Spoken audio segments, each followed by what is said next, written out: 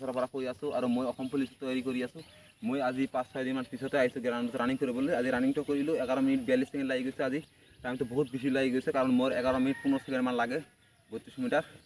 এতিয়া আৰু মোৰ চমটো বেয়াৰ কাৰণে মই আহিব নোৱাৰোঁ গ্ৰাউণ্ডত।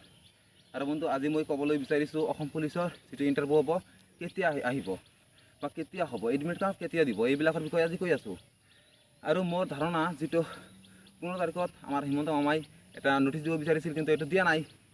সেইকাৰণে মানে মোৰ অনুভৱ হৈ আছে, মানে আইডিয়া হৈ আছে যে অসম পুলিচৰ ইণ্টাৰভিউ যিটো হয়তো আগষ্টত হ'ব।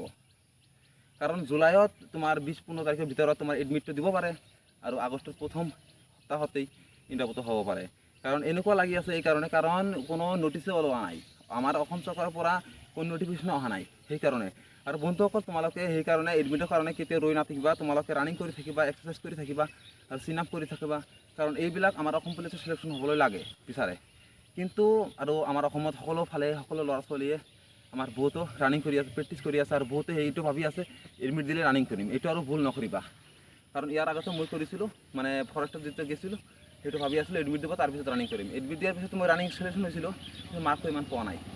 এনেই খালি 13 মিনিট 30 ছেকেণ্ডত মই খালি পাছ কৰিছিলোঁ। এইকাৰণে বন্ধুসকল আগতীয়াকৈ তৈয়াৰী কৰিবা। মইতো 4 দিনমান অহা নাই গ্ৰাউণ্ডত কাৰণ বৰষুণ দিয়া আছিল, এনেকুৱা বৰষুণ দিয়া আছিল ৰেগুলাৰ, ৰাতি হ'লে বৰষুণটো দি দিয়ে। সেইকাৰণে আহিব পৰা নাই বন্ধু।